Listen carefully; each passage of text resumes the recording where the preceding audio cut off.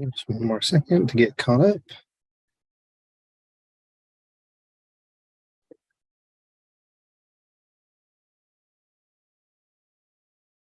Okay, we're good. Take it away.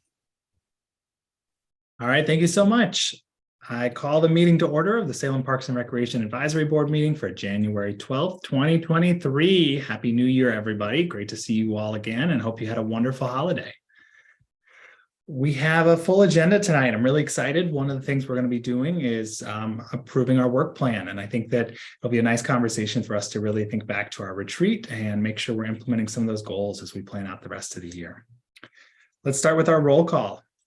Going through the list, we have Keith Norris. I'm here. Alan Alexander. Here. Woody Dukes. Here. Rick Hartwig. Here. Alan Holland. I'm here. Joan Lloyd. Here. Debbie Miller. Here. And Dave Friedenmaker. Here. Wonderful. It's great to see you all. It's wonderful to have everybody here tonight. Let's go in and approve the December minutes. Did everyone have a chance to review those? And are there any things you would like to change or address?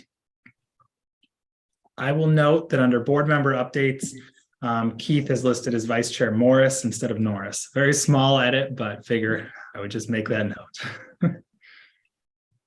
Move to approve the change of the name. I have a comment. Sorry, what was that, Woody? I have something that needs to be changed. Okay. Where, and in the first paragraph, it says under Member Dukes, it says obstruction of trees by views. It should be obstruction of views by trees. Well, yes, duly noted. Okay. That's Rick, my only comment. Rick, would you like to restate your motion with both changes, if you don't mind? I move to approve with both changes that were previously announced. Any further discussion on the minutes? Hearing none, let's do a voice vote. All in favor of approving the minutes with the changes, say aye. Aye. Aye. Any opposed, say nay. The minutes are approved. Thank you all. All right, let's move into our public comment. Hopefully everyone had a chance to see we did have written comments submitted by Mark Wigg, who I see has also joined us tonight. So Mark, would you like to give any verbal updates to accompany your written comments? Yes, I saw that. You can hear me? We can, yes. And I am going to start a timer here, so you 3 minutes. Okay. When I saw that the Pringle Creek Path was on the agenda, I took a walk down there and saw that it wouldn't take that much work to open it up. The one issue that was raised that I'm digging into is we need to have pedestrian protection from the railroad. And that might include a fence or something. But to get the actual path down, it could be done in a month if we could cut a hole in the fence and provide some gravels, and volunteers would do it before summer. Thank you, Mark. I appreciate that. And I really appreciate your continued desire to help us build the trails in Salem. And I know you've done a lot to contribute to that so far. I will note that this is a trail that I'm really passionate and excited about as well. So I do know that with this particular path, part of the issue has been the right of way with the fence railroad in general. And I know we have Julie here from Salem Public Works and Julie Warnicke. And Julie, I don't know if you'd be open to commenting on this, just given this is in your purview in terms of the crossing, and you might have some more of the inside details you could share for us. Hi, Julie. Oh, Julie, you're on mute, or you're not on mute, but I can't hear you.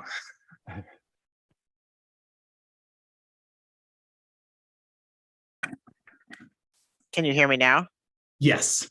Okay. Yeah, it's the secret double mute on the headphones. So yeah, Julie Warnicke, Transportation Planning Manager with the Public Works Department. And I'm on the agenda for later tonight to ask for your support for a grant application regarding being able to do something just quick and easy and temporary. We the biggest barrier is getting under the railroad, and we will need not only design and construction, but approval from the railroad. And it's been the information that we've received is it's, going to be something pretty substantial, almost like a bridge sort of over to protect people. So that's really been our biggest barrier. So yeah, it's unfortunately not cheap and easy at this point. And just to clarify, but there is still the funding in the bond that will help with that, but we're looking at a fairly long timeline in terms of the 10-year bond. Is that correct? Yes, there was partial funding for the project included in the bond. And so the reason for going out for the grant application is to try to get the rest of the funding and be able to move construction forward. Although with this particular grant, if successful, construction would be in 2026. So forward is not quite as soon as 2023. 26. Wow, it's amazing how long, but I fully understand why, but it just the dates add up. Mark, did you want to share a little more context in light of that? Sure. Yes, one of the things that you may consider is if you have money available now through grants or some other source, you could possibly do that railroad crossing sooner than doing the bridge over the river. And again, the idea is people want this, let's get it done as fast as possible. And there are also temporary designs for going under the railroad. We know it's coming eventually, a really good, robust thing, but there are temporary measures that might be able to be done. Thank you, Mark, for that additional detail. Oh, go ahead, Julie. Did you want to respond to that? No, I was just going to say thank you. I mean, until we really get into it, without getting approval from the railroad, we can't envision it. We can definitely get into looking at potential phasing of the project, where maybe a bridge over the creek is a later phase. But the bond funds that were also allocated for this were actually in quite the out years. So by applying for the grant, we're trying to move that forward. But, there's a lot of different moving parts. I want to open it up to other board members that might have questions, thoughts. Rick. Yeah, I just have a comment. I think this is really important to project. I've been in Salem for 45 years now. And it took me 20 years before I ever realized that there was that area below the Civic Center that is absolutely beautiful, but it's very little access to it. And and I think there probably are a few thousand people like me that didn't even know it existed.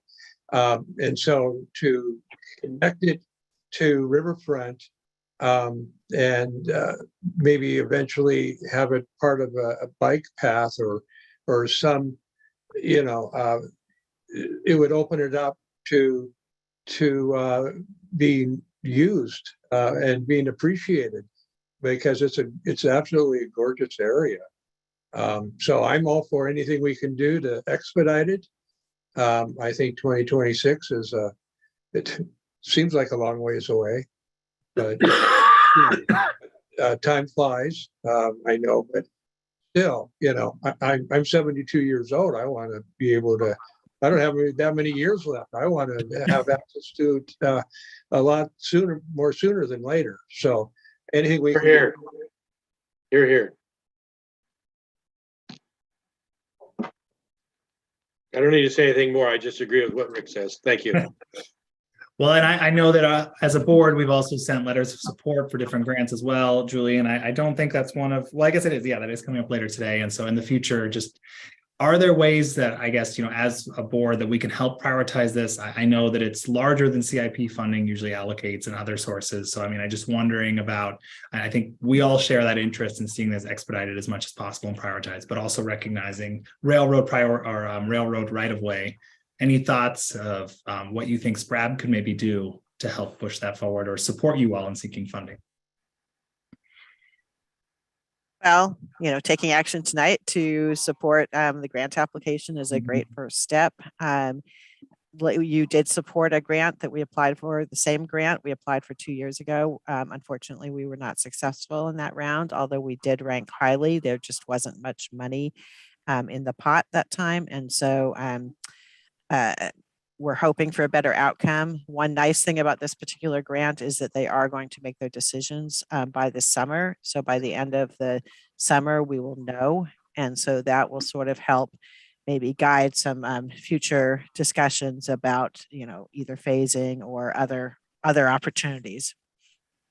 If we're not successful. If we are successful, that's great, and we'll be moving full steam ahead.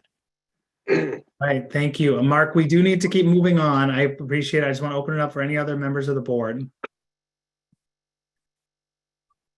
Is there anything quick you want to add to wrap it up, Mark? But we do need to move on to other. Yes, there's a source of funding. This isn't an urban renewal district, and the urban renewal district generates funds for this kind of project. So you could actually tap that tomorrow. All right, thank you, Mark. I think this is something we all are really passionate about, and we're going to be looking at the comprehensive trail system and other plans throughout the next year as trying to expand SPRAB's role of investigating those and providing guidance. So I think this is something really important for us to keep looking at. Julie, we'll come back to this a little bit later tonight as well as we talk about this grant application and just other sources of funding that we can tap into to help you, especially if there's ways that we can show support. So thank you so much, Mark, for bringing this up. I think we all really want to see that happen. And thank you, Julie, for providing that clarification. Okay, are there any other members of the public that would like to add comment?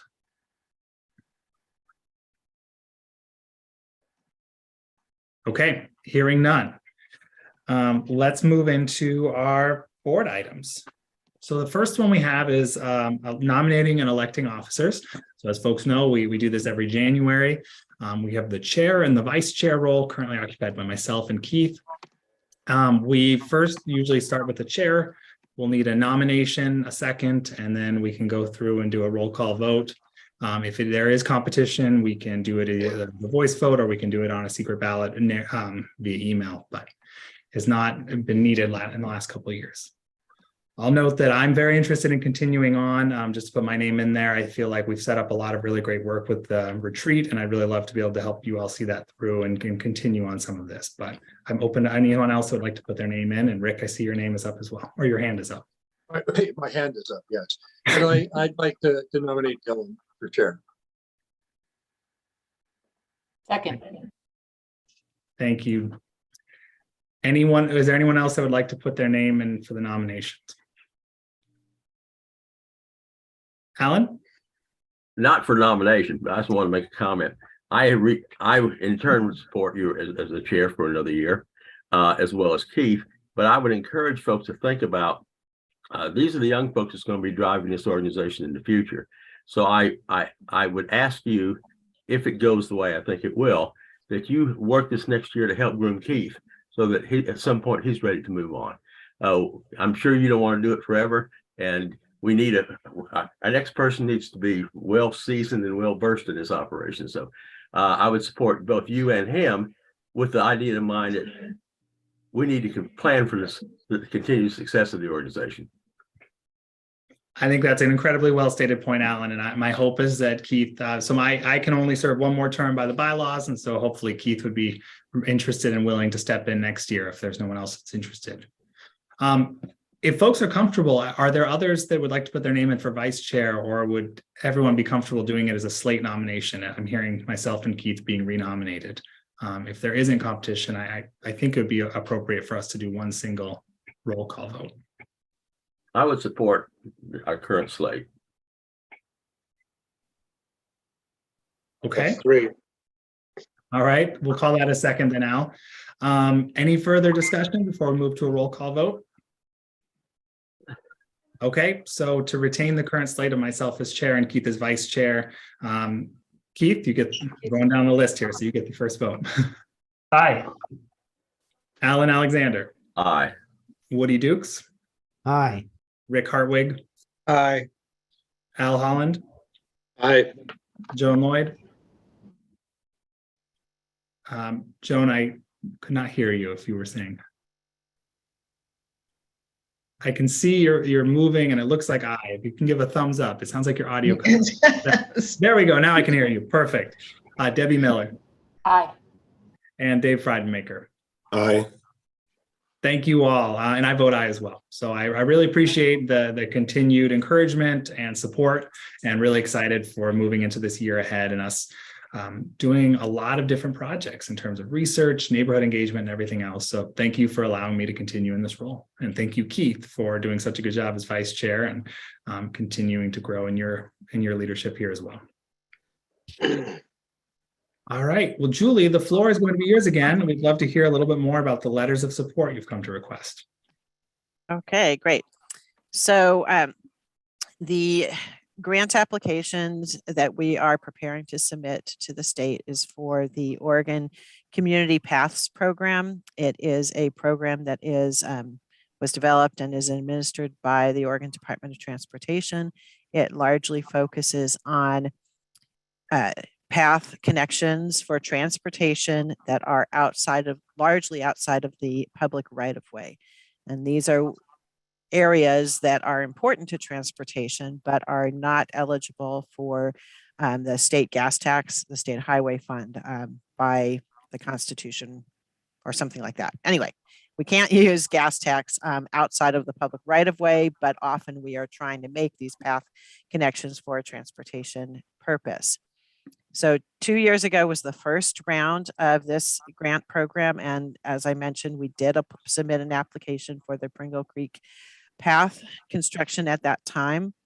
And while we scored highly, our project cost was such that it didn't fit into the available funds. Last round, they only had about $6 million available statewide. This year, they have about 36 million that they're going to be allocating statewide. Of that amount, 3 million is earmarked to go to project refinement grants. And so that will be the second application I'll be talking about. The first one is the Pringle Creek Path construction. And I believe, well, anybody that was on this committee before knows what this project is. The bond measure did include half of the funding for this, with the recognition that we are going to need to gather additional funds, including from likely sources being the Urban Renewal District, and then also potential grant funds. The Urban Renewal District, this particular Urban Renewal District is the South Waterfront Urban Renewal Area. It doesn't bring in a whole lot of tax increment at this point. And so to rely on it to build up the additional funds needed would take several years. And so we're hoping to be able to go get some of these they're actually federal funds allocated through the state. We are recommending applying for the maximum amount, which is $6 million. And that will require a 10.27% match, although we would actually also be over matching because the current cost estimate is over $8 million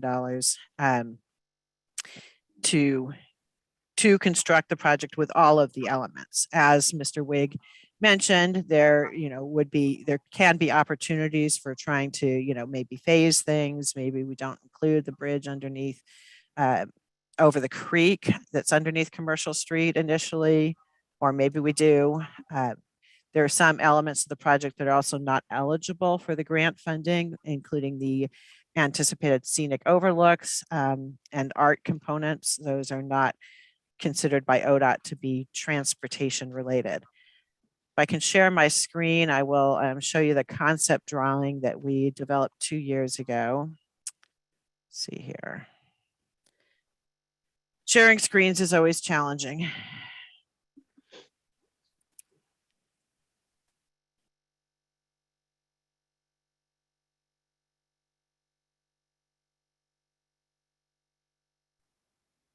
Let's see. Can you see my screen? Yes, Okay. Are you seeing a concept plan? we are. Okay. It's not clear to me what I'm sharing, but so anyway, this is the sort of concept plan with Commercial Street here, extending that path along the bank, and then underneath the railroad bridge with protection provided, and then continuing it into Riverfront Park. Here's another view showing the scenic overlooks that are anticipated. I also have some maps that show how this bridge would connect to, between the Civic Center and then all of these other uses, Bush's Pasture Park, the hospital, Willamette, the Capitol, downtown, connect them all to Riverfront Park. And then also into West Salem. Future path connections that are planned both on the east and west sides of the river. And then the existing, rather dated, but existing path that goes out to Rick Rial and then down to Monmouth. It's a state highway path. Okay, I'm going to stop sharing because I don't like not being able to see you guys while I talk. But so anyway, that's the first project. Would you like me to take questions now or move on to the second project? I think if you could just clarify, I guess maybe a couple quick clarification questions would be good just while we're on that. One of the big ones I was going to ask is you were talking about letters of support. And so would you like, do you have sample text or something to start from that you would like us to endorse today? Or would you hope that we would write a fresh letter for you and when would that be by? So I took the liberty of drafting a letter of support that actually is almost the exact same letter of support that you guys wrote and signed 2 years ago. I did add a little bit to it relating to the passage of the bond measure that can provide some funding for leveraging, but otherwise it's pretty much the same. I didn't share it with you in advance. My apologies, but it's really supporting the connectivity and all these other things. So I wasn't actually going to share it directly, but ask if you guys would be willing to give your chair authority to sign the letter on behalf of the board based on his review. Wonderful. That was going to be my suggestion, was to try and recycle last time. So that is great. I know we had 3 of us worked on it. Keith, I believe you wrote the bulk of the letter. So great. That answers my first question. Does anyone else have questions about the plans or project proposed? Keith. Yeah, Julie, thanks. Just curious, I know the property, the 1 acre property there that the path would run along the creek is for sale. Would that have any impact? Would the sale of that have any impact or potentially be tied into helping fund and develop the pathway or tie into the pathway in any sort of way? So our real property services staff, we have easements for the path, where it's actually going to be. The property that's for sale is, they built that wall, the retaining Built up wall. a little bit, right? Right. Okay. And so that part that's up against Front Street and Commercial Street is what's for sale. Okay. Unfortunately, the construction of that wall and the progress that they made in the last 2 years has increased the cost of the project because it's basically access is going to be more challenging. So we had to inflate the cost to address that. We are still envisioning a staircase that would go up and connect up to Commercial Street on that side. Yep. Exactly how that's going to be designed will be probably challenging, but no, it doesn't really have any direct relation. Now, I think now I'm trying to remember the urban renewal area boundary, if that's in the South Waterfront or the Riverfront downtown. If it's in South Waterfront, the good news would be that if it sells and develops, or when it develops, the valuation will go up and tax increment will start to be collected at a greater rate. But there's probably no direct tie. Okay. Very good. Julie, one question for you. You mentioned this is later in the bond, and can you remind me why this project was slated for a later end of the bond? I know there were some tough decisions. Obviously, not everything could be at the front end, but was it purely to try and find that matching funding and give you time for that? That is my understanding, is that was the reason it was pushed later. Now, recognizing this grant opportunity, we are prepared to pull it forward and be able to get access to those bond funds sooner. If we are successful in the grant, they require that we complete the project within 3 years of executing a grant agreement, which would likely be late fall or so. So that's why I'm saying, targeting 2026 for construction. There are quite a few regulatory hurdles that have to be accomplished through this project. It is also federal funds, which brings its own set of strings. And so it will be a pretty aggressive timeline to get to 2026 if we're successful. I mean, I think it's doable. It's just pretty aggressive. Wonderful. Any further questions before we move on to the second project? Joan. Can you hear me? Yes. Okay. Is this the right time to make a motion to give you permission to, to send the letter, resend the letter with its changes, give you the authority to make a decision about that? I think I see Keith nodding too. Yeah, I think that we can make the motion now and then do it separately for each one, unless does anyone feels we need to do it together. Okay. Is the letter drafted in such a way that it would be applicable to both projects, or do they need to be two separate letters? I mean, I guess they could be a single letter. I have written them as two separate letters because they are, Oh, okay. Separate projects. That's fine. Joan, do you want to make that motion to give permission for me as chair to review and to sign off on the letter on behalf of SPRAB? Yes. Do I have to repeat it? Along those lines is good. All right. I move to give Dylan permission to send the letter for the grant application. Do we have a second? Second. Any further discussion before I do a quick roll call? When does the grant get granted, and when will we have access to it? If the grant is awarded, the decisions are there based on their schedule. They would be making decisions in mid to late July. And so then we would have about 6 months to enter into agreements, and then we would have, access to the funding on a reimbursement basis. Thank you.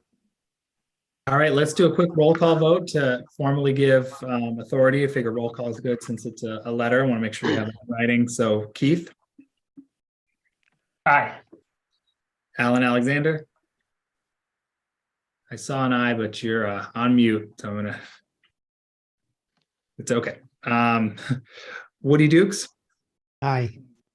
Rick Hartwig. Aye. Al Holland. Aye. Joan Lloyd. Aye. Debbie Miller. Aye. Dave Fredenmaker. Aye. I vote aye as well. All right. That motion passes. I will review the letter. Julie, thank you so much for taking the liberty of writing it and updating it, and we'll get that back to you as soon as possible.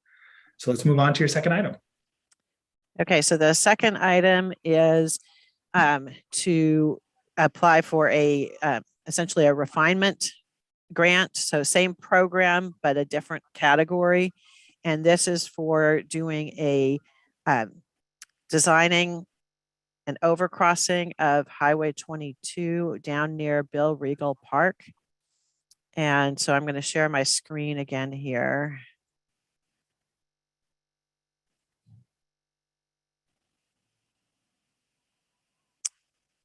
Okay, can you see my screen? Okay, so as you all know, Highway 22, here's Lancaster, here's Corden Kubler. Highway 22 forms a barrier for this, residential area. to accessing many different services, including the schools, Miller Elementary School and Houck Middle School, shopping. And it also is a barrier for people in this area for accessing Bill Regal Park, which is, as you know, a recently improved or enhanced neighborhood park.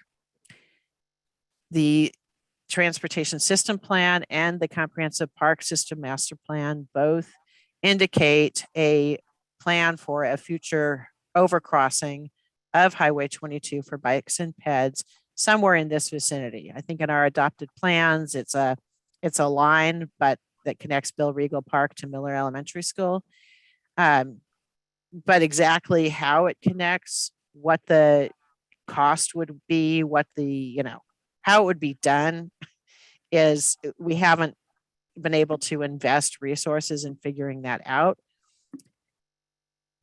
So this plan would work with the different partners involved, including, obviously the city, coordination with parks, Oregon Department of Transportation for the highway, and the school district to figure out what is acceptable and then what the cost of that is so that we could move forward with trying to find funding. So once again, I'm going to stop sharing. Okay. So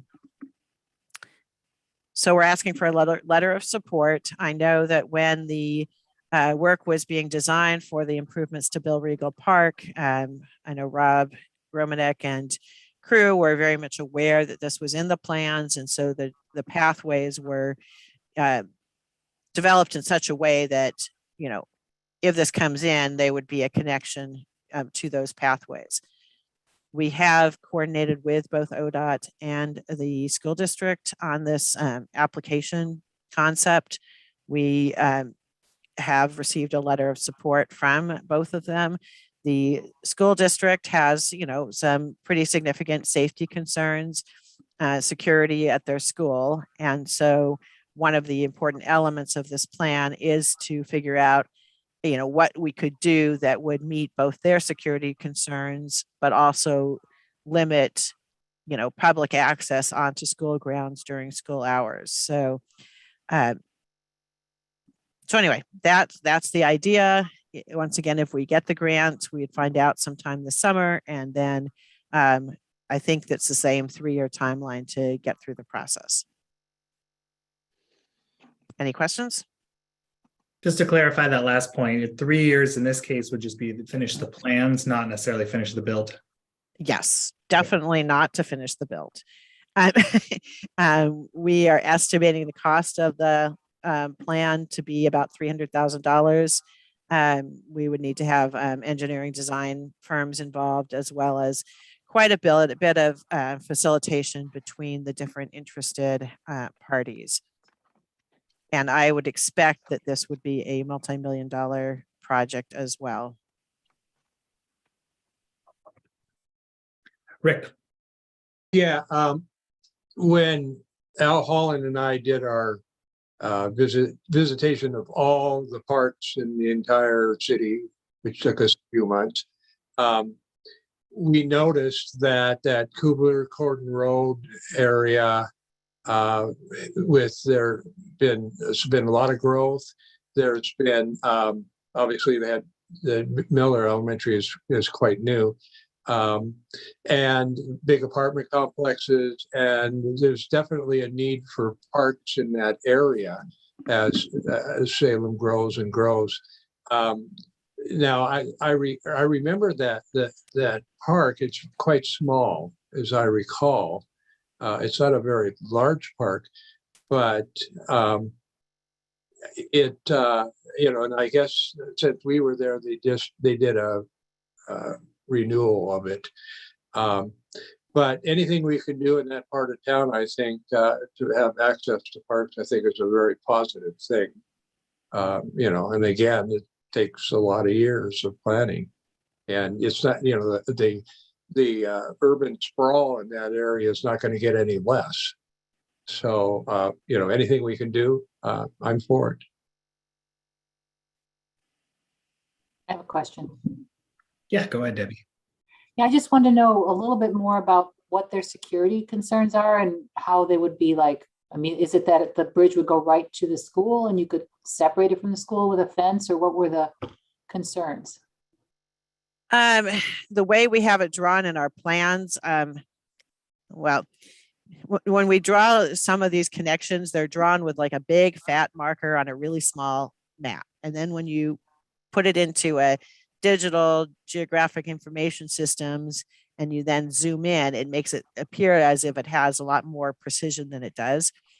And it makes it appear that we just plop them down into the parking lot for Miller Elementary School. And, you know, the school district in general has concern, my understanding is concerns with non-school related people being on their property during school hours. And so we want to make sure that we can look for, you know, is there a way to shift it over? So maybe it joins on the street that's adjacent to the school. You know, is there any sort of gating or something that's needed? So I really don't know the answer to it. I don't know if David has anything to add from the school district perspective.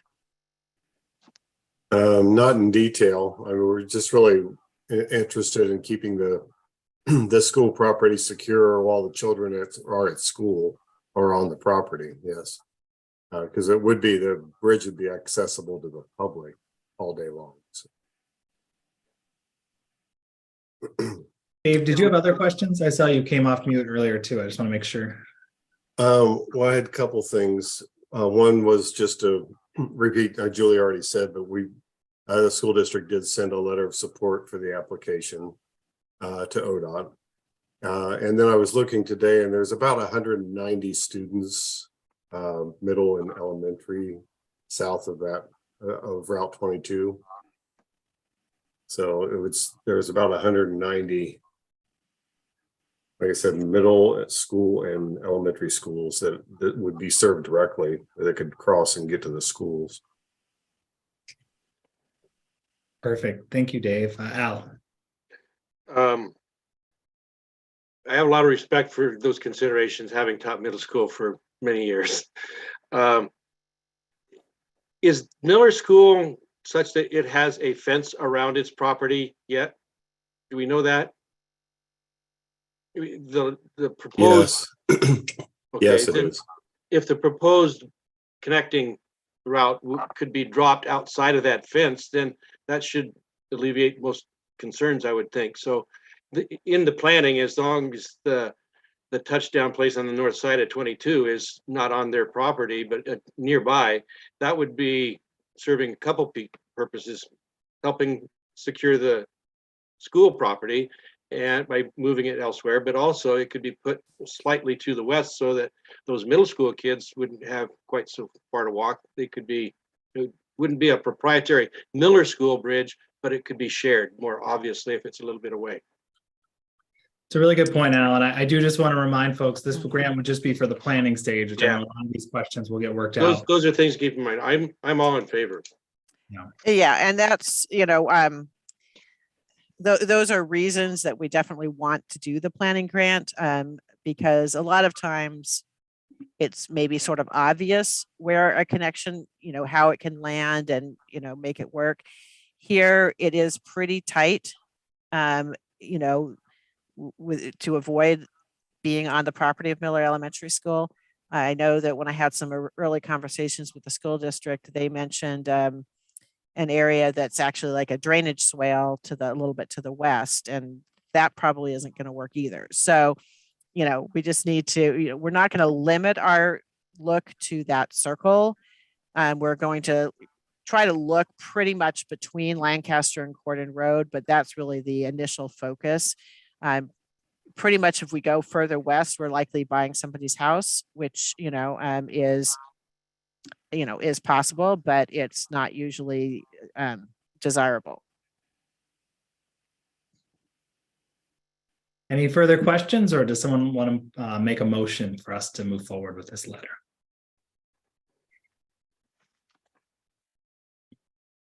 Dylan, if I can, I'll make a motion that we issue the letter in support of this planning grant. I would second that. Any further comments? Alan Alexander, I saw you had your hand up. Were you just supporting the motion or did you have a question? Okay, supporting the motion. All right, we will do a quick roll call vote for the record, just to be official. So Keith, Aye. Alan Alexander, Aye. Woody Dukes, Aye. Rick Hartwig, Aye. Al Holland, Aye. Joan Lloyd, Aye. Debbie Miller, Aye. and Dave Frydenmaker. Aye. All right. Thank you, Julie. Any further comments on those two, Julie, that you'd like to share with us? Now I will just work with Rob to get those letters, proofed and over to you to review to make sure that they're acceptable. That sounds wonderful. And while we have you, I just had one more question. If you could just share with us any updates on the TSP. I know we've talked a lot on our side about the parks planning, which will happen after the TSP. And so just be helpful if there's any updates on TSP timeline as we're thinking about our own year. We just this week published a web page, sort of landing page for all things that are going to be related to the transportation system plan update. And it's called Salem in Motion, Connecting People and Places. And so you can look there for just sort of an outline of the stuff that's happening. It is very complicated, and I will say that it's probably going to be a few years process to get through it all, but we will be starting hopefully the phase 1 later this year. We are currently working on an update to our neighborhood traffic management plan to work with neighborhoods to address sort of concerns about speeding and other impacts like that in their neighborhoods. That's sort of like a little carve out, I guess you could say, of the plan, but everything else will be coming. We also do have a meeting scheduled at the end of January to talk about parking reform that's related. I know it's not exactly transportation system plan, but we do have a parking management element of our transportation plan, and this is a requirement coming from the state. So we will have an open house on January 31st at the library for anybody who's interested. We are proposing removing all minimum parking, off-street parking requirements for all development throughout the city. Thank you so much, Julie. I appreciate that. I just found the Salem in Motion website. I had not seen this yet, so thank you. It was published on Monday afternoon, so it's pretty darn fresh. And so we're still just sort of starting to get the word out, and it will be an evolving process, but I do understand the interest and the importance, and we're trying to sort of bring everything together. Thank you for that update. Does anyone else have any questions or comments for Julie before we let her go? Thank you for your work. I will be in touch with you to talk about some other future plans. Appreciate it. You're welcome. And thank you all for having me tonight. Thank you, I'll talk Julie. to you later.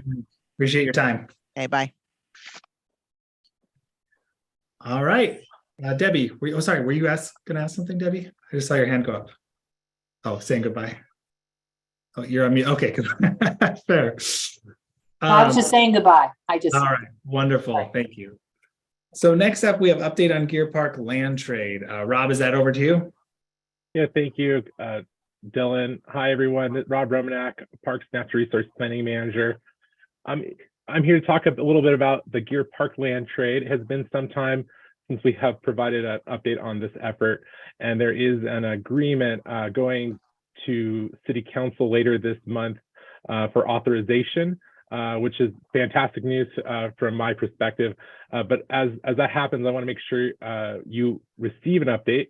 And so what I'd like to is I'm going to pull up the backside of the agreement. I'm just going to walk through the exhibit so that you all understand, at least from a high level, what the agreement is seeking to accomplish. And again, a little background here. This has to do with Gear Park, which unique to the Salem Park system is mostly on property owned by the state, and that is leased to the city for the purposes of a park.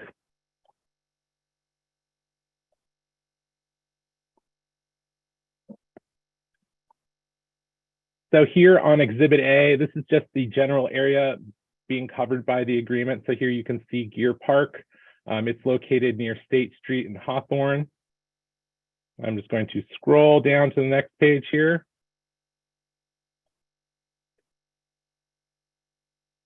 This is the properties that are being discussed in the agreement. The state owns what they call the master parcel, TL 700. That is a very, very large parcel.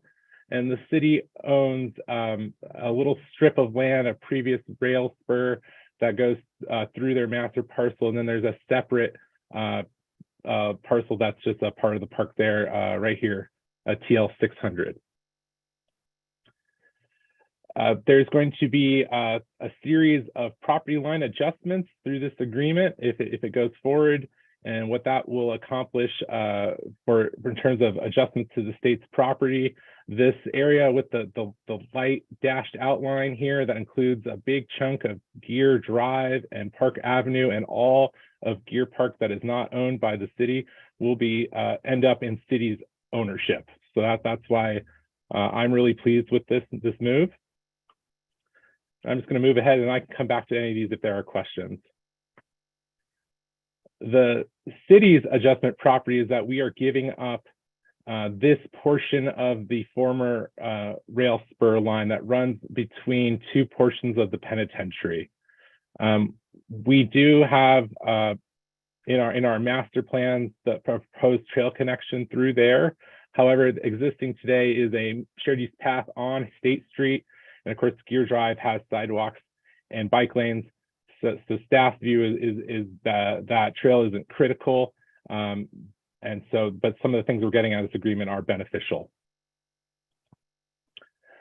In addition to the change of property lines, the state will grant the city a pedestrian easement through the state hospital campus. This was really important. It came up in the recent update to the Gear Park Master Plan. Communities that reside over here, Northeast Neighbors and some other neighborhood association members, they have to walk all the way around and this long way and come down through the Nesca neighborhood to get access to the park if they want to do it safely, stay on a sidewalk. This pedestrian easement will allow them to walk through existing paths within the campus. We will also obtain a new easement to a part of Park Avenue that the state is not giving to us to replace an easement that currently extends the whole section of Gear Park within the master parcel. The city is agreeing to construct a pedestrian crossing within the state's property here where Recovery Drive meets Park Avenue. I'm just going to skip ahead. There'll be more on that. That pedestrian crossing will include a signal. The city will purchase that equipment and the state will install it and operate it. And this is just more about that signal equipment. I'm just going to skip ahead. This is a little more detail about that crossing. So that a walkway will be constructed. It will be a raised crossing. It will have those flashing beacons, as you can see here. This is the general concept. South of here, the city will then have ownership of Park Avenue, and we can construct a sidewalk that will lead to the park, ultimately giving safe access to the park, safer access. So just to summarize here, this is how the property ownership will look when it's all said and done. The city will have, again, own the park and Park Avenue up to a point. And then we will also obtain those new easements from the state. So with that, I'll stop sharing. I can bring it back up if there are any questions, but I just wanted to update you tonight. I'm not looking for a motion. I see Al's hand, but just one quick question is timeline. Could you restate what you were saying? So council would approve this today, or sorry, at the upcoming meeting, and then the transfer would be complete, or is there more in the process? Yeah, that's a great question, Dylan. Because of the land use laws, both local and state laws, and the approach we're taking with property line adjustments, this process will take at least 2 years to complete, but perhaps 3. So as soon as council authorizes the agreement, We will begin title research, and the city surveyor is going to be heavily involved. The city is actually doing all the land use actions. We're the lead on it. So the city surveyor will be overseeing that work, and it will take some time, at least 2 years. Thank you for clarifying. Al? Rob, can you give us any information about what the plans the state has for that other large parcel to the west of where the park is?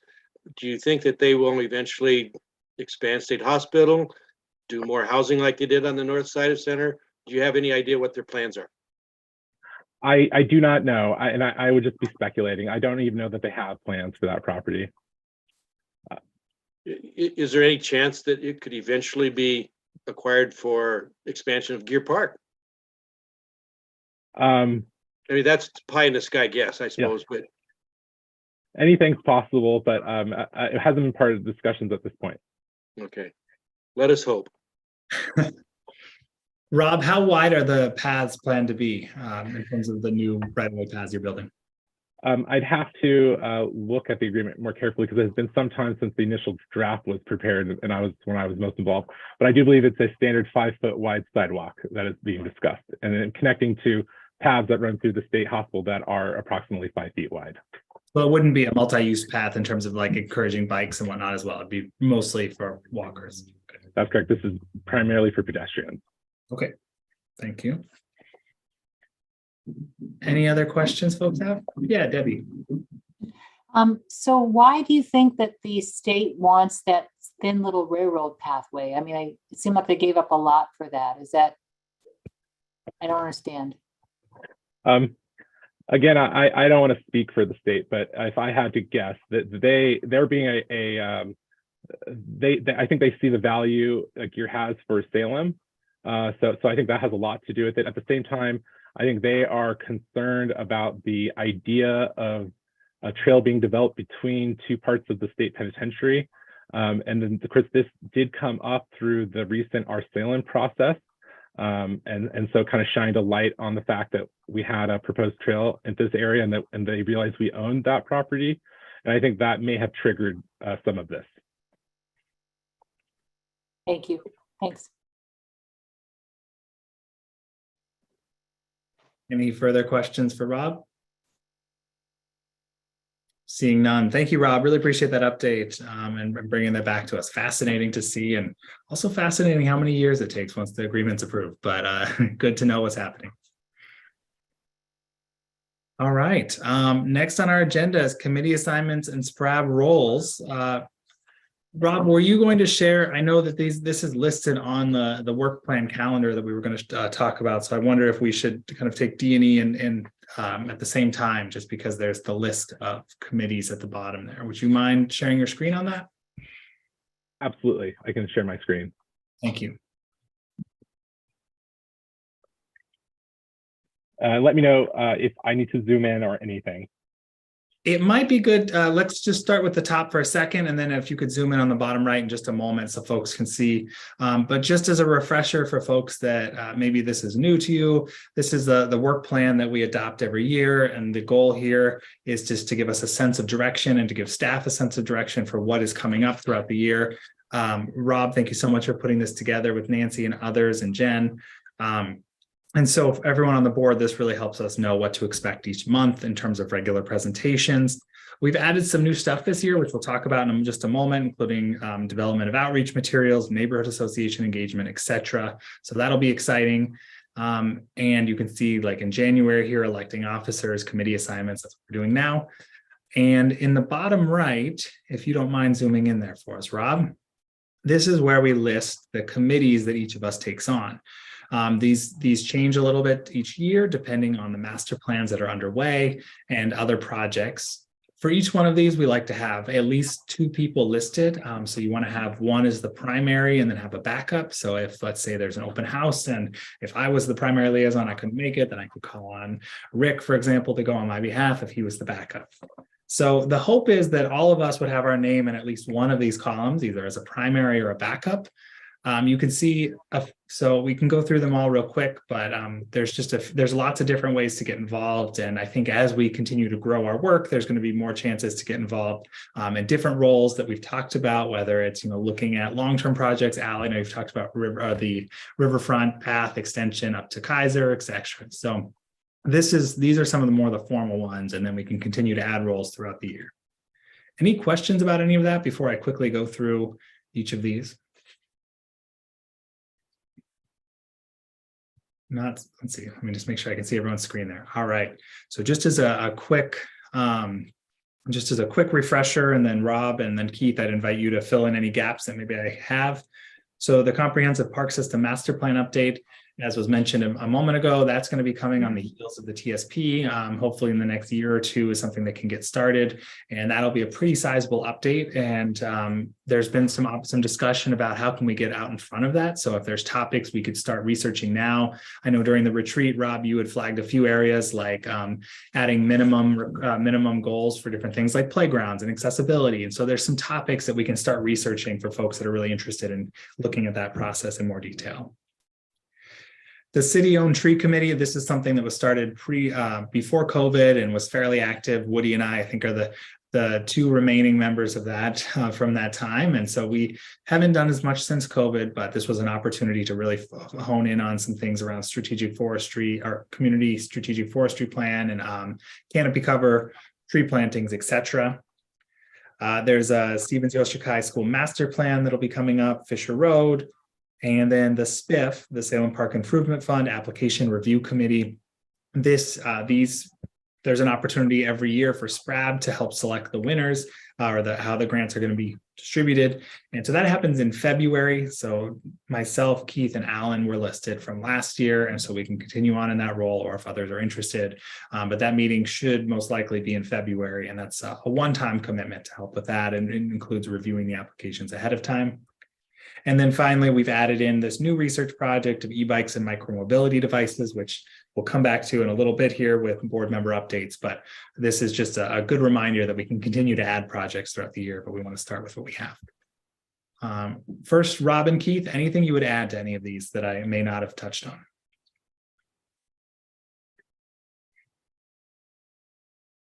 I do not have anything to add. I think good job introducing them. I would just to clarify for anything that we would refer to as a committee assignment, I think we could do a maximum of 3 without concerns about having a quorum and having, in public meeting issues. And then for the planning studies, typically, as Dylan said, they're 2. It's a really good point. Thank you. So I would open it up now. We have a lot of slots and we have a lot of board members whose names are not listed right now. So is anyone really feeling drawn to one of these areas of research or interest that you'd like to take on? I want my name on the e-bike group. We've already started doing some research on that. So that's a natural for me. That makes sense. Yeah, for me too. Okay. You go ahead, Rick. You can put me down on the first one there. I'd also like to be on the master plan. And Al, I know you've been really interested in some of the projects that are longer term that might fall into the master plan. You can obviously be engaged on the side, but I don't know if you're interested in being part of that as a more formal committee member as well. But I would also open it up to others that maybe don't have their name listed as well. Whether I'm on the committee, not too important for me right now, I don't think, but I do want to stay informed as get their information as they develop it and have it. That makes sense. And Rob, you can add my name to the e-bikes and micromobility. I've already started working with Debbie and Al on that, so it makes sense for me to continue. Can we get someone to serve on the Fisher Road Park Master Plan alongside Joan? Al and Alexander, I see your hand is up. Thank you. Dave, is there a position that you'd like to be part of? Oh, you're on mute. I'm sorry. Can't hear you. Mute. Now, I was gonna say, as a representative of the school district, I don't think I'll be on these committees. I may be a staff liaison or something from the school district when they have information. I mean, I participated last time in the park system master plan for the current park system master plan. So, but there were some staff committees too. That makes sense. I appreciate you letting us know. And I totally appropriate. Is there anyone else that would like to add your name? I feel like we have things filled out at least to a bare minimum, which is great. Would anyone else like to have their name listed in somewhere that it's not currently showing up?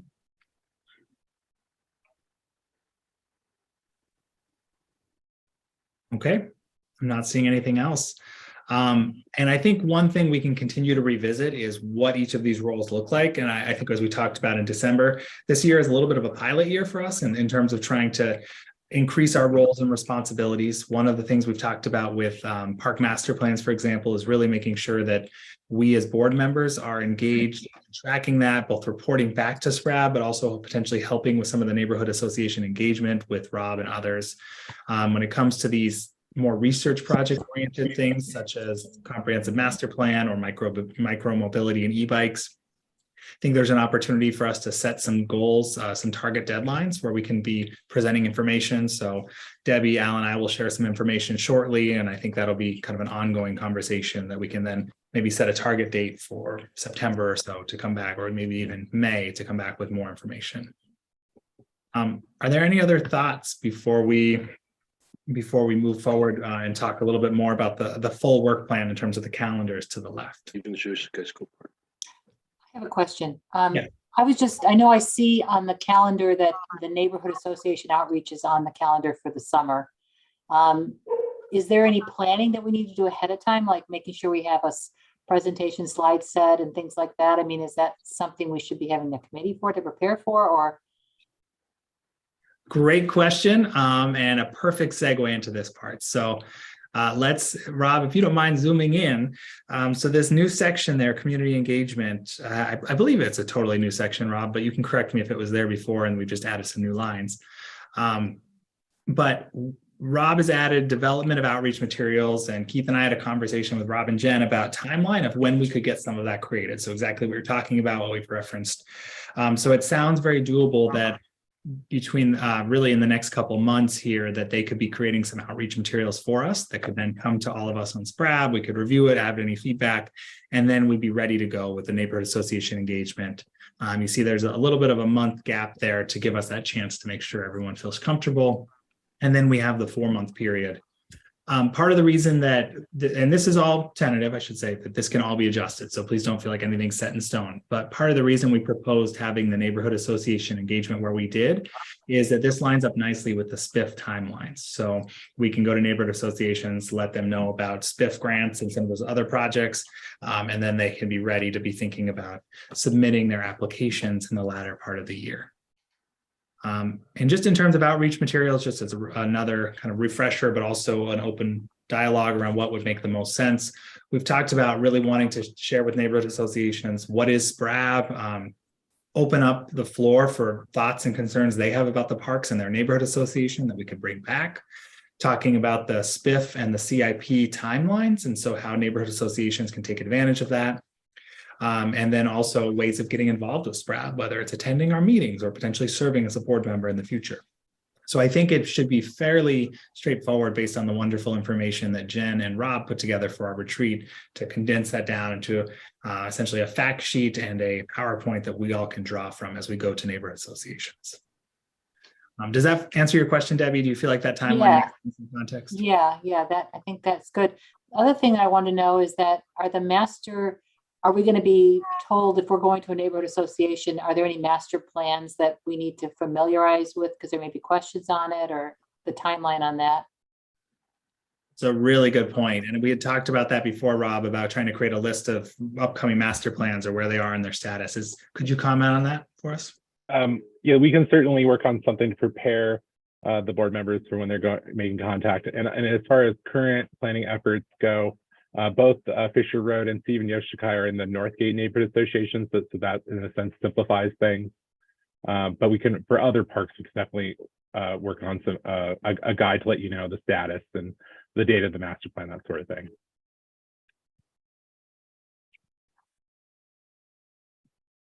Really good comment, Debbie. Thank you. Are there other comments or thoughts about this work plan that we've laid out here? I have a question. Yeah. I was wondering if there was a way to invite the parks chair for each of the neighborhood association, maybe one a month, to talk about the parks in their neighborhood association to come to our meeting. And maybe that could be scheduled out. Oh, you're saying from the neighborhood association parks chair and the role within. Yes. Yeah. If they, I don't know if they'd be interested, but I didn't know if that would be something we could schedule where they could actually come and talk about the parks in their neighborhood. Do all neighborhood associations have a parks chair? No. I didn't think so. That narrows the list. I like the idea though a lot, Dave, that maybe that's a way we could, as we're trying to build that relationship and go to the neighborhood associations, to invite them to come present and see if they'd like to be put on the agenda. I think it'd be very doable to put them on the agenda and to invite them. Rob, do you have a sense of how many do have active parks chairs? I do not have a sense, but it is correct that they all do. Most, I would say it's probably more than 50 have them. But I'm speculating. I don't know that it really matters, right? I think we can send the invitation to the chair of the neighborhood association, and they can designate themselves or whoever they want to come talk with us about it. But I like the idea in terms of encouraging that as a forum of them bringing their concerns or ideas or thoughts about parks up through SPRAD. As another vehicle for them. So I think it's a good suggestion. Certainly worth the invitation. How many neighborhood association meetings are there monthly? What? There are 17 now neighborhood associations, I learned today. They're formerly 18, but 2 of them merged. And so there's 17 neighborhood associations that we can visit. And I know this has been brought up from the retreat, and Debbie, you've shared this as well, is that, if we think about dividing this up amongst ourselves, it's really everyone's could do a maximum of 3 and a minimum of 1. So somewhere between that 1 to 3 presentations per year, I think would be a very doable commitment for all of us, where especially given that we all live in different parts of the city. I know we have a little bit of a West Salem contingent, but spread otherwise, that we can all try and start with our own and then expand out to neighboring ones and hopefully cover the city throughout the year. We could also offer it as an option if they would prefer to come to us or they prefer us to come to them, or combination, because they both would serve a good purpose. They could express to us either way. I have a question. Are all of the neighborhood association meetings done by Zoom, or are there any of them that are done in person? Does Rob, do you know that? Yeah, I've been to a couple of them recently, and Grant neighborhood has hybrid, and Swan neighborhood, which mine has hybrid. Yeah, I live in the Fay Wright neighborhood association, and they have been doing Zoom, but their meetings are overlap with ours on the second Thursday of every month. So it would present possibly a problem, but yeah, so I don't know. Are they under the same restrictions that we are in terms of in-person meetings? No. That's right. Member Alexander is correct. They are separate from the city, so they're their own entities, unlike SPRAB. I see 3 neighborhood associations that are on the second Thursday, which is when we are, right? There's one South Gateway, and then Fay Wright, and then Highland. But the times, may not necessarily all overlap with us. Once it starts at 7 in Fay Wright. So yeah. Well, I think the big thing here is if we all feel comfortable committing to the idea of trying to engage with neighborhood associations in one way or another, ideally trying to go to them, but obviously if they prefer to come to us, and recognizing that will take a little bit more time for each of us outside of this meeting, or in some cases, Rick, if you're going to yours, you might miss part of our meeting that month. But does everyone feel comfortable with that commitment of adding that on, that we will engage with the neighborhood association? And I think all of us engaging with at least one and possibly a few more. Okay. Are there any other additions or thoughts that we want to add to this work plan for now?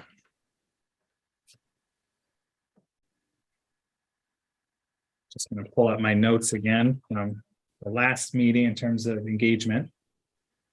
And one thing I did want to flag is we currently have the social media. I think it's promoting parks and recreation via social media is in the summer there, and just want to flag for people that I know we've talked a couple times, and Al, you expressed a lot of interest in the 90 parks, 90 days type approach that was referenced by Mayor Hoy. And so we want to keep trying to pursue that. And I think some kind of summer push would make a lot of sense. So this is on here as a little bit of a placeholder, but if we could try and continue, and maybe that ends up being another work group, basically, of us trying to figure out how to do that. But planning to follow up with Mayor Hoy and gauge interest and see if that's something we all could participate in and help lead for the summer. So that's one piece of what social media could look like, but I think there's others we can push for as well. Okay, we need to formally approve this work plan. So is there any formal or any further questions or discussions, or would someone like to make a motion?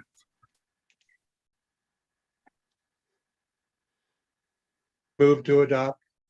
Move to adopt. Second. I think we can do a voice vote for this one, since we don't need it in the records and like with the letters. So all in favor, say aye. Aye. Aye. Any opposed, say nay. All right, our work plan is adopted. Thank you, city staff, for all of your work helping make that possible. Annual report to council is up next. Once again, this is in your packet. I know we all had a chance to look at it over the last couple of months.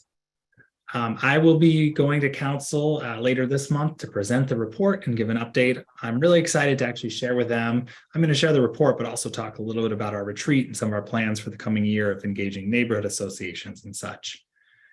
So just so you all know that I will be there, and council meetings just resumed in person for those that haven't seen that yet. So that'll be an interesting and to actually be there and see real people. Rob, do we typically approve the annual report, or is this more of an information item just to make sure everyone's comfortable with it? Thank you. Tonight, we are looking for a motion to approve the annual report. Okay. Thank you for clarifying. Do folks have any further edits or comments to the annual report, or are we all comfortable approving this and moving forward? Move to approve. All right. Rick's on the motions tonight. Thank you, Rick. Yeah, well, gotta keep things moving, you know.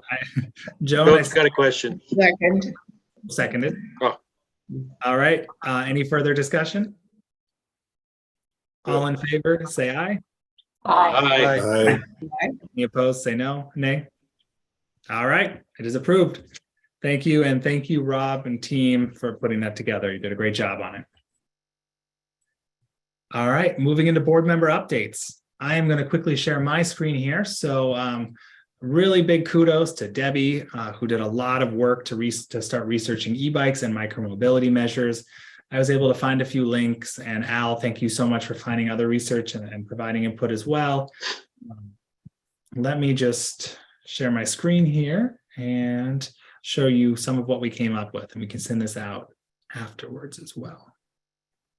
Debbie, I'll turn it over to you, though. I'd love for you to kind of walk folks through some of what we talked about so far via email. Okay. Well, the things that I looked at was what Dylan suggested, the People for Bikes. They had a legislative update last year, and there are 36 states that have model electric bike legislation, and we're not one of them. And they're recommending that the states want class 1 and 2 e-bikes, which are the ones that don't go above 20 miles an hour but have pedals, and don't assist above 20 miles an hour but have pedals, that they should be regulated like bikes. And in Oregon, they are mostly regulated like bikes. They're not allowed to go on the sidewalk. They were not allowed in the parks, the state parks, until 2018. but they are now, except if the path in the park is less than 8 feet, then they're not allowed on the park paths. So basically that's what they do. And we looked around to see what other places we're doing, and Dylan found some great links, like in Eugene. They have a very clear site that outlines everything, which would be nice for us to sort of model. But we have a 10-mile-an-hour speed limit on very few number of signs in Minto, and we'd like to increase it to 15. And that we should like to see it posted more at regular intervals.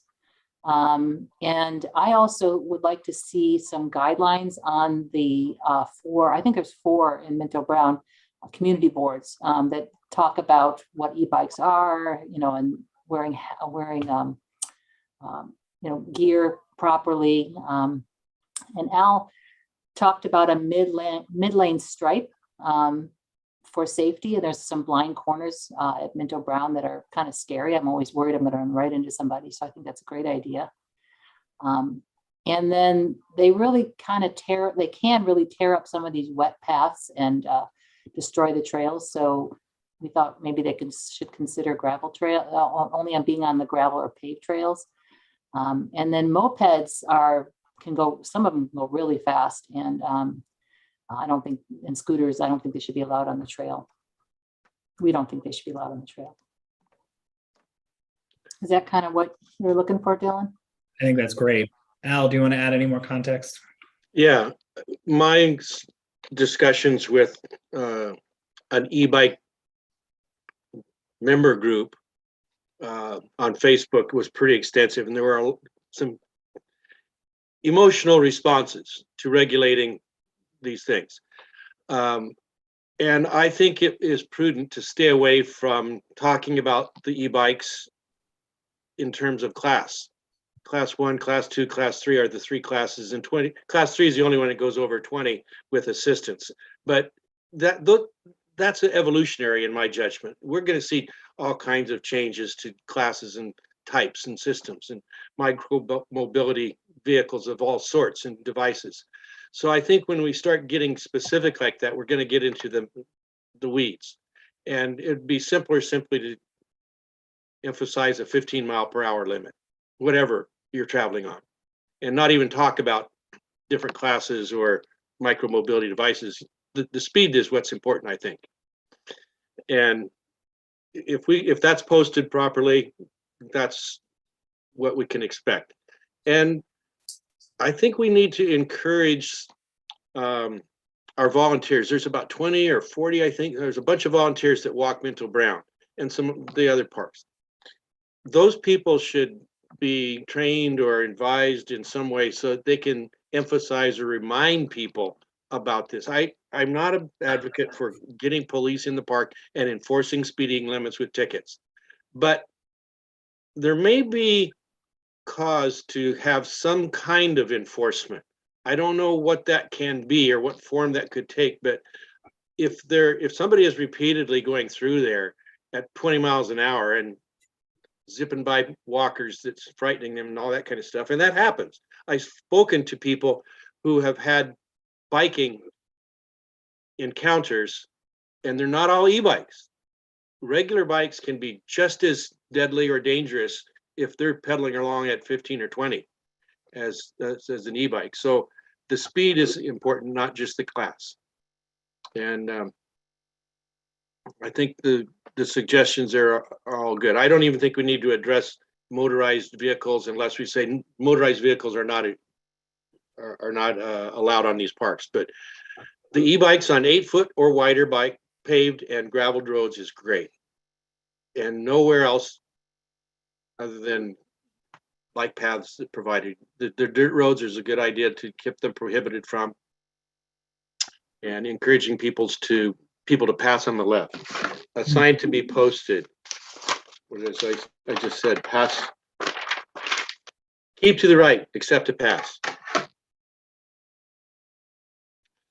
Thank you, Al. Appreciate that. And I would just add, I did include this link to Carlsbad, California, where they have put out some new changes really around enforcement, because they had a lot of situations like you described in terms of people getting hit or run off the road basically by bikes. And so there's been other mobility devices. So there are some cities that are working on this. And so I think, part of our goal is to try and highlight as much of that as possible for staff to draw from and consider.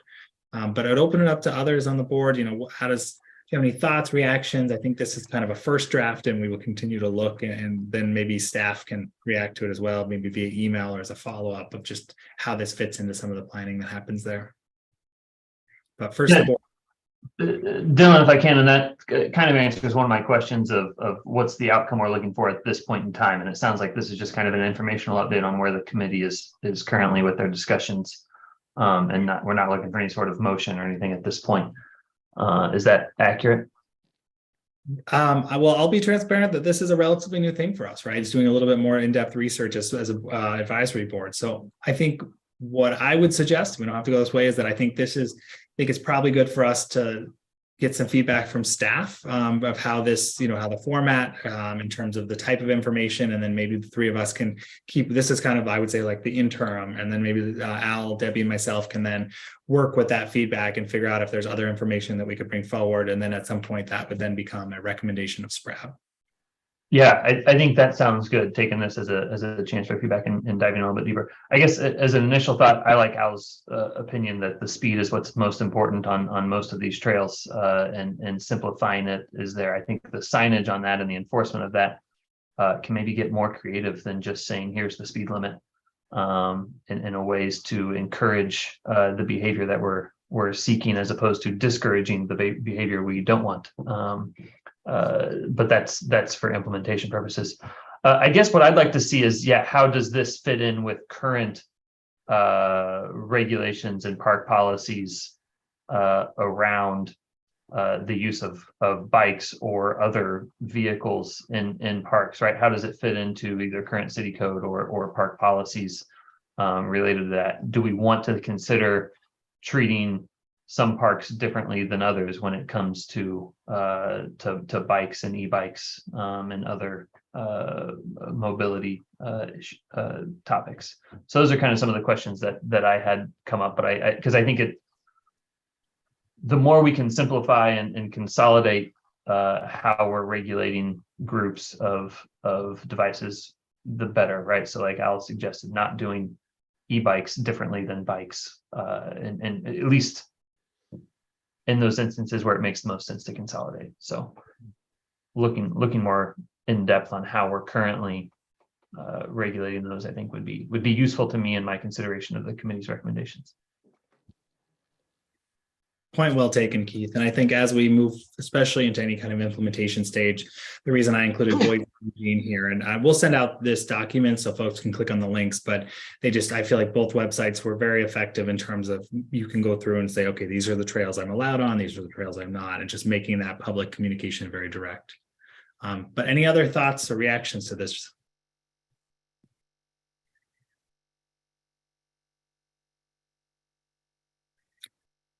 Rob and Jen, I guess I don't know if maybe, I don't know whose purview it falls more under, perhaps Rob, perhaps yours, but for park planning, I guess, what do you think in terms of how we can move forward with this and make sure it's as applicable as possible? Do you have a sense of timeline for when you all hope to make some updates to code and make sure that we can work within the time frame as well?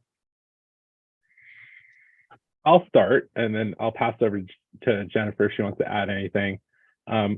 I think that it would be helpful to have some time to look at this information and respond to it. I think Julie Warnicki and I, in addition to Jennifer, could take a stab at looking at this. I've already had an initial conversation with Julie this evening, looking at some of these resources from other cities. And so I just, one caveat is I think we need to fact check some of the information that other cities are sharing with regards to what's the difference between these classes. But perhaps that's not important, as the group has discussed that there shouldn't be different speed limits. And I would agree with that. As in terms of your overall process I think that's a good idea.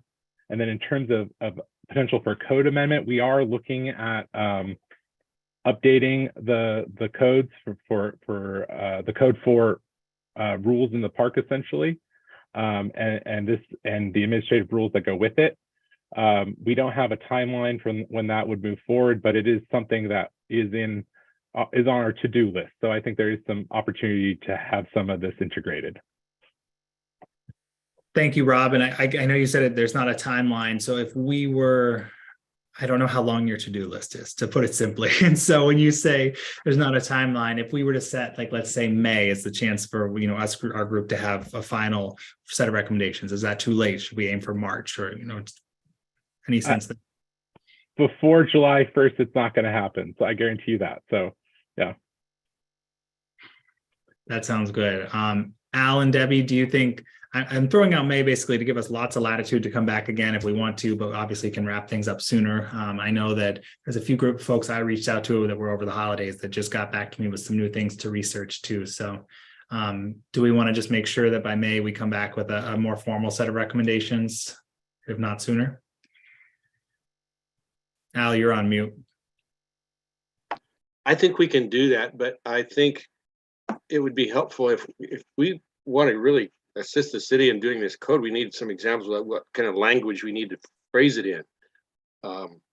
If that's what where we're going. Otherwise, we can do some more research and continue to consider and think about these things. But basically, the first 3 bullets on the shared document are what I think we are looking for, with the exception that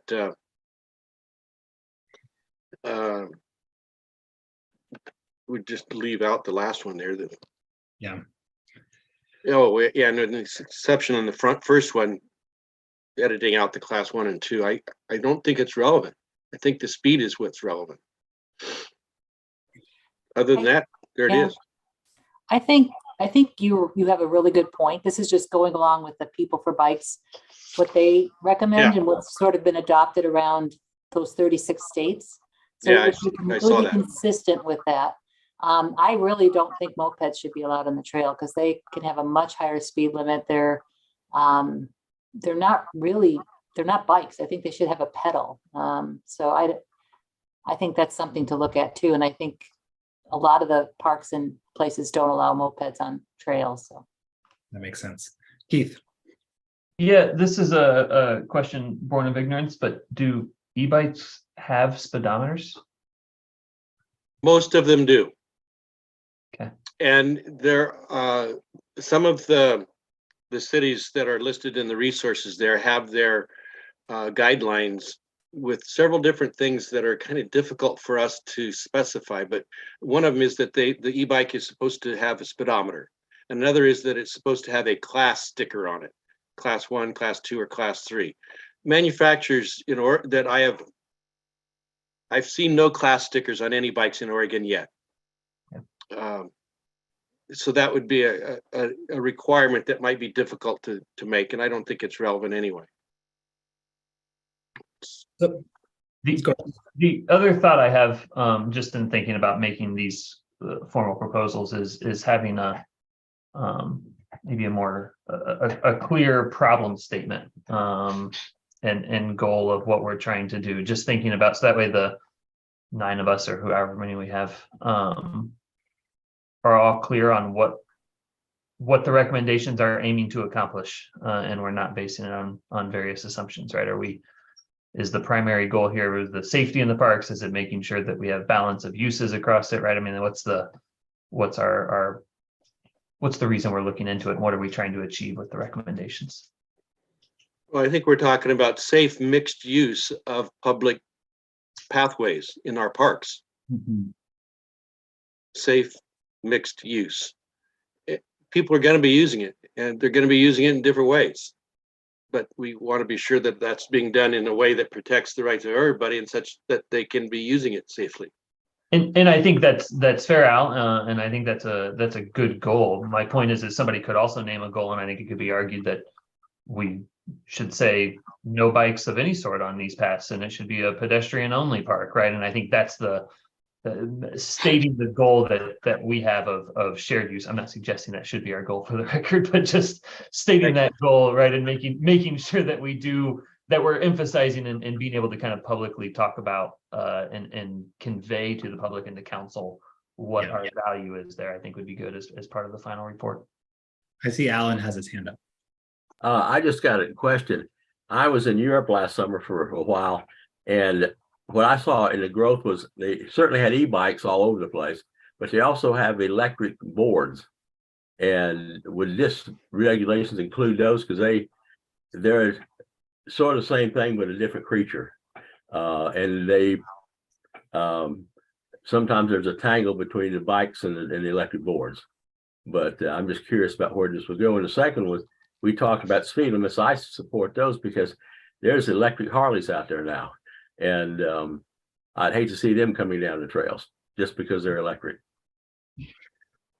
It's a great point. And to your first question, Alan, part of the reason that I think Rob rightfully so encouraged us to include micromobility is that that can then hit those other topics like you're talking about. So you're right. A lot of these are really focused around bikes, but I think as we continue to do some of this work, we can then look at some of those other topics as well. Yeah, there are at least 3 different models of mono wheels that are out there that look like skateboards or just almost somebody riding on the axles of a wheel standing up. It's incredible what is available, and there will continue to be a diversity of different devices. But if we address it in terms of speeds, it includes them all. Yes. And if you're going faster than that, you're out of line. And when I was discussing this with other users, there was quite a bit of strong feedback from some few people that if you don't have any kind of enforcement, it's useless to make any kind of rules. And I got into discussion with them about the notion of public awareness and common goods and informational posters and pleas to public safety and things of that sort. You know, if laws are always going to be broken, but laws will be respected by people that are reasonable. Yeah, I don't know that we should have police patrolling our parks in order to have safe paths. I don't think that's the way to go. But I think we do need to give some attention to public communication with the goal of what we want in mind in such a way that we gain public cooperation and buy-in. I think that sounds right. I think it's imperative that we focus on safety at every turn. And we'll get more public support as we talk about safety and how these things can be accomplished within a community and within our parks. They can be done with some modicum of safety built into it. And when you say safety, that translates to comfort. If somebody is comfortable in recreating or using our parks, that's part of our goal. Yes. Then they're going to be safe. But if we're going to sell it to the public, because they're going to be concerned about safety, we need to address that in what we're approaching. Exactly. It's a great point. Debbie, one reason that I threw out May as well is that by that point, we'll have a better sense of the Oregon legislative session, which is just starting up. And, you know, you had made the point that Oregon's not one of the states with e-bike regulations. And so it'll be interesting too, to see if there's bills introduced and if they have any local impact as well. So I think if we, so it sounds like the next step here is Rob, you and staff can take a look at this, give us some initial feedback. Let us know if there's other areas you think we should be exploring. Keith, Alan, thank you for the input that you provided here. That gives us a good starting point as well to build this out further. And then we can come back and keep working on this with the goal of having some recommendations by May, and we can reevaluate if needed by then. Sounds good. Thank you. Rob, I saw you came back. Is there anything else you wanted to? Okay, just want to make sure. Wonderful. All right. Any other board member updates before we go into information reports? Yes, Rick. Yeah, I don't know if this is where it fits, but I was talking to Rob before the meeting. At one point in time, we talked about staff appreciation. Yes. And you know, an employee of the month or something. There's one thing that when Al and I went around all the parks, we encountered a lot of really good people who really cared about what the parks that they were taking care of. And I, on my daily walk, I go through a park that is immaculate. And I was talking to one of the park staff and told me the name of the guy who's responsible. And they said, he just does a great job. so I hope we could honor these hardworking people. It's hard to retain people. I mean, I don't know if we're up to full staffing in our parks. We would need more staffing in our parks. But if this is something that we could do, employee of the month or some way to recognize the good people that are taking care of our parks, I think it's very appropriate. It's a really good point, Rick. And we did talk about this last summer and didn't really follow up as much, which I think I was supposed to do a little bit more work there too. So I like that idea a lot. I think trying to find different ways of doing recognition. Do folks have any immediate thoughts of what that could look like? Whether it's, do we start collecting names? I mean, the obvious or the simplest would be recognizing them during our meetings like this. But if there's a way to more formally keep a list, or if there's, an annual presentation we want to do, I'm open. My thought, Dylan, was what you just suggested is kind of having, at least as an initial step, just a kudos mention during our meeting. And so having that as an opportunity during the board members updates as an encouragement, if you're aware of an individual within the parks that's a parks employee, just mention it during the board member updates. And I think that's not terribly formal, but if we make a point to do that each month, I think that can then build into something. Yeah, a few months ago, Mylan had an article on him and what a great job he was doing. And maybe what we can do is just let the Statesman Journal know. Here's our employee of the month and the reasons why. And if they want to publish it in the paper, good.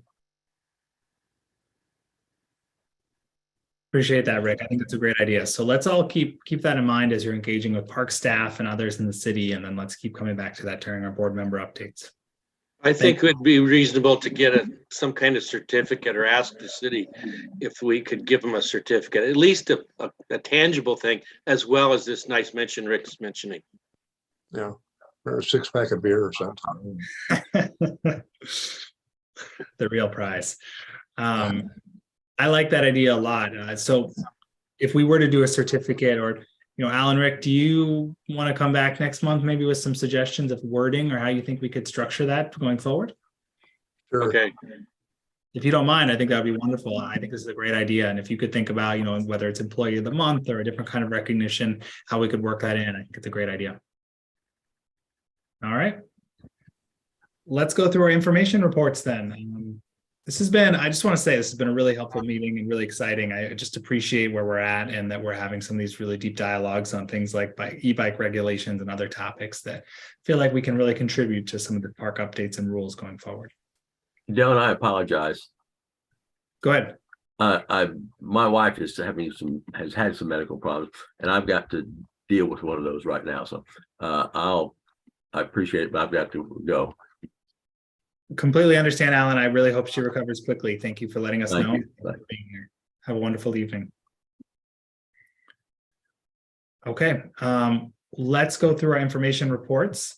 So first on the docket is the Mission Street Parks Conservancy Quarterly Report, Work Goals and Minutes. We have a few different items from them. Oh, and I see Maureen just joined us. Hi, Maureen. Would you like to add any verbal updates in addition to what you shared?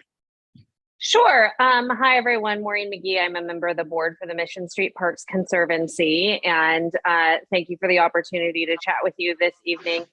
I don't, excuse me, in the interest of time, I don't want to repeat anything that is in the written updates that we sent with our report, other to say then we're very proud and excited to have had over 3,000 volunteer hours over the last year with our Tuesday gardeners in the park doing weeding, planting, watering, pruning, etc.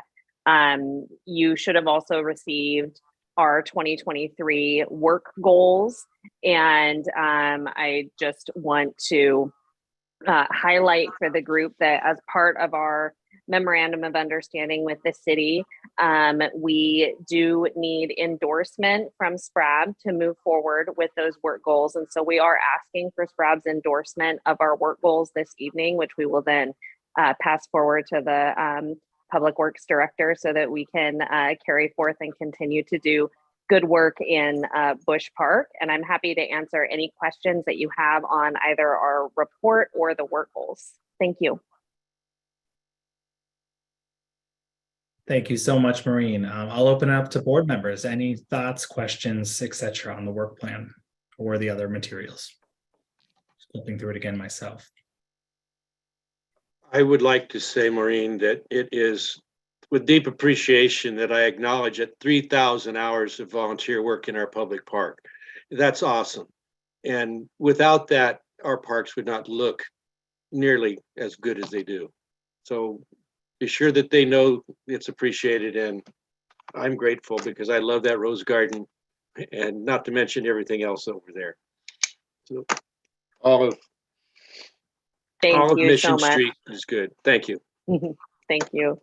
Thank you so much. We are so proud of all of our volunteers and so appreciative of the work that we do. And I'll make sure to pass your comments along as well. Thank you, Al.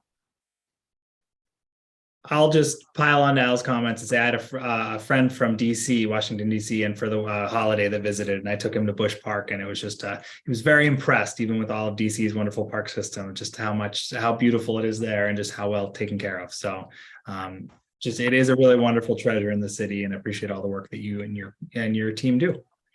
Thank you. Thank you. So it sounds like we need a motion to formally approve this work plan to move forward. Yeah, Dylan, I think it's a nice, robust 2023 work plan. So happy to move that SPRAB approve or endorse the Mission Street Parks Conservancy work goals for 2023. Second. You have a second. Any further questions or discussions from the board? Okay, let's do a voice vote for this one. All in favor, please say aye. Aye. Aye. Any opposed, say nay. The work plan is endorsed. Thank you so much, Maureen. Please keep up the good work and pass along our gratitude to everyone involved. Good. Thank you all so much and have a wonderful evening. Thank you. Okay, next up, we have the Parks Planning Update. Rob, I'll give you the floor if there's any verbal updates you'd like to share in addition to what's here. Thank you. I have nothing to add to the written report, just aside from just a quick that we had some reappointments to SPRAB approved by City Council on Monday. So congratulations to Keith, Alan, Alexander, and Debbie. You have all been reappointed to SPRAB if you didn't already know. That's wonderful. Rob, one question or just request, and we can talk more about this later too, but I see that there was a tree planting on January 7th. I know we hear about the dates during the meetings, and there's a lot of dates we hear. If there's ever a chance to have some of the tree plantings or other volunteer opportunities sent out to SPRAB members ahead of time, I think that would be helpful. And just for us, I know there's a lot of information that comes in on these Thursday nights. And so I think it'd be good for us to all try and attend more of those, and another reminder, whether it's just on a public list or something, or just to us, would be helpful. Sure, I can absolutely do that. And the next one will be February 11th, if anyone is interested, and then we'll be meeting at McKay Park. And it's our yard tree pilot program. So we'll be moving throughout the NOLA and East Lancaster Neighborhood Association, the acronym is escaping at the moment, planting trees in folks' yards and in the right of way in front of their homes. Wonderful. I'd like to say that I saw that activity going in progress last Saturday in West Salem, and the number of trees in the parking strip on the side strips was amazingly impressive. The holes were dug on Friday. Saturday they had the volunteers coming out. The holes were already there. All they had to do is just to go down the street, and they planted them, and massive numbers of trees were planted in West Salem for that activity. It's so cool. And so I think it's going to be great over there by McKay too. So these are good activities. Friends of Trees is a good organization. They're the ones who helped do this with the city. So you're here for them. I'm going to take an opportunity just to give some kudos to Mylan's crew. They heavily supported this event and provide a lot of support beyond what Friends of Trees provided, as it was a street free planning event. It was critical to have them out, and they did a wonderful job. Yeah, a few months ago, I noticed there were signs at Woodmansey that they were Friends of Trees were having an activity. So I just dropped by and I introduced myself, and they seemed very, very, very happy to see somebody from our group that would come by and thank them. So yeah, it would be great if I hadn't seen the sign, I wouldn't know they were doing it.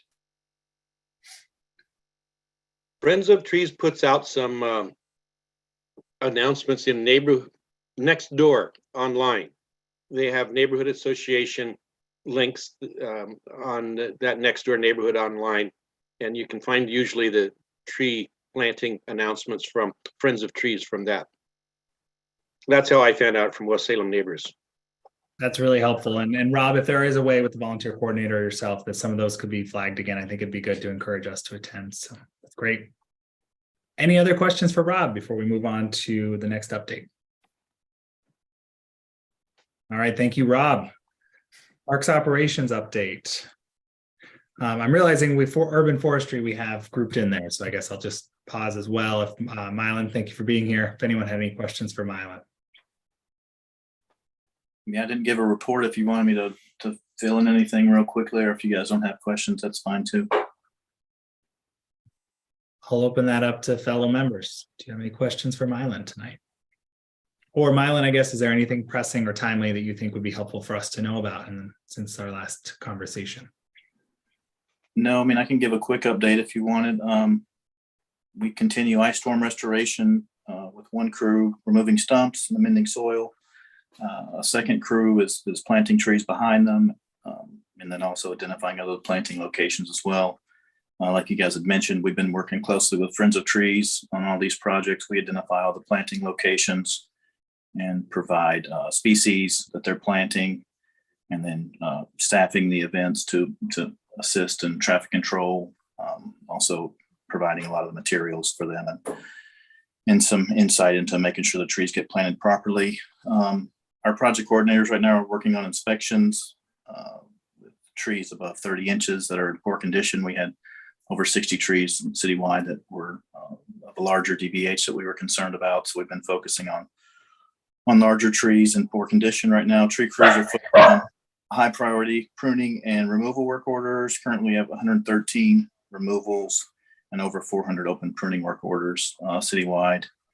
In January, we typically focus on our new tree pruning and structural pruning on trees planted 2 years ago, 5 years ago, and 8 years ago. So we can get good structure on these trees so they can become good street trees. Right now we have over 900 trees in that category that we're working on. Typically when we don't have other high priority work, this is a all hands on deck for our staff, so we can get this done in January. It's the best time to get that work done. Let's see, Parks and Natural Resources and myself are working on our EAB management plan still. And I'm currently working on a 5-year urban forestry management plan focused on maintenance, standing operator procedures, and projected goals for our division. So I didn't do a report for you guys this week because we had high winds the day that Nancy was asking for the report that week. And so we were out removing trees and pretty busy. So sorry I didn't get a report to you guys this time. So that's Completely why understand. Very important work you're doing, and I know there's been a lot of high weather events recently. So thank you, Al. I see your hands up. Mylan, can you tell me more about the 130 tree removals? What are those involving, and what are the trees? They're citywide.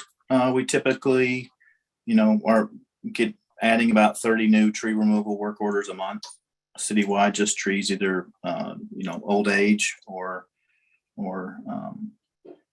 some of those include EAB trees that we're removing that are under wires that are in poor or fair condition.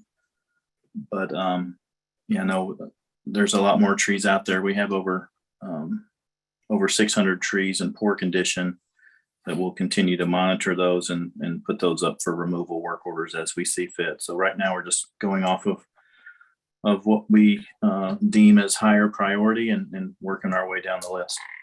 Are these trees on parking strips or in parks, or both? Both. Yeah, Okay. we're removing a tree Saturday, or excuse me, on Monday, MLK Day in Aldrich Park, next to the school, because we know we don't want to be there during a school day. I'll also add that we are doing an MLK Day planting event with David Craig, who's a Willamette professor. He actually reached out to me a few months ago to do a planting on his block over on Leslie Street, between High and Liberty. On Leslie, we're doing about, I think we're going to do 22 trees in that neighborhood, and it's a volunteer event. So if anybody wanted to go out that day, this coming Monday, it is a city-run event with, residents from the neighborhood assisting in the planting with my staff. So that's from 8 to noon on Monday. Wonderful. Thank you. And Rick, I saw your hand was up. Yeah, I just wanted to say Rasmussen's tree service spray came through and did their yearly work on our oak trees, and it's made a huge difference to us. Back before that happened, the aphid, the weeping, we'd have to wash our cars every day. I'd walk out of my slip-on shoes because they'd stick to the pavement. And they're doing a great job. Also, the ash trees on Lone Oak that I mentioned last month, they've finally been taken down. I'm sad to see them go, but if it means that we can control the emerald ash borer, then so be it. Anyway, you're doing a great job. Thank you. Thank you, Mylan. Appreciate your time tonight. Yeah, thank you, guys. All right, let's move into our park operation update. Any further or any questions or any verbal updates to share?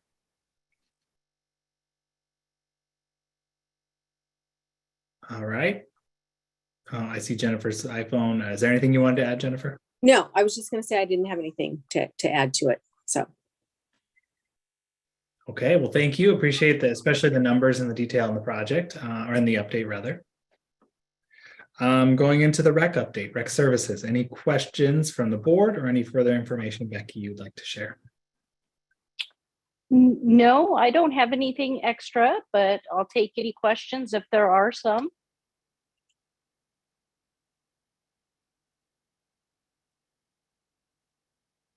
Hearing, oh, Rick, sorry. Oh, Rick. Yeah. 40 years ago, that's how old I am. I coached my sons in the city park and rec basketball, and we were given a pamphlet or a booklet about how to run practices and things, and I found that incredible. I used it when I was coaching middle school basketball and shared it with a lot of my other coaching colleagues. It's very good. Now, we don't have any more of that park and rec elementary basketball anymore, do we? The city currently does not. That I think it was 2009 when budget cuts and the economy kind of cut into things. So we lost that, what I term year-round programming. In the fall, we had fall soccer, then we had the winter basketball, and then in the spring, we had soccer. We had thousands of kids in those programs together. At some point, however, we'd like to get back to that, but right now we don't. But thank you for your volunteering and your coaching. That's fantastic. Well, when you got kids, you gotta keep in line, Yes, absolutely. Questions for Becky? Just a point. One of the kids that I had that I coached in fourth grade basketball ended up being the vice principal of my school and was my, he gave me my my observations for a few years, and I kept saying, "Oh Lordy, I sure hope that I didn't I played him enough when he was in. You never know where people are going to end up. You never do. All right. Thank you, Becky. I really appreciate your time. Yes, absolutely. Okay, we have our parks damage report included there, so everyone can take a look. Is there any new business that folks would like to raise? Rick, What was that? Rick, you had something, I thought. Okay. All right, well, hearing none, we can wrap up this meeting and adjourn. Our next meeting is going to be February 9th. So I really appreciate everyone's work and your commitment to taking on some different roles this year with neighborhood association, research, et cetera. This is going to be an exciting year, and hopefully we can continue to keep doing our part for the parks and maybe even see each other in person more as things start to open up, especially when we're out and about in the community. So appreciate all of your time, and this meeting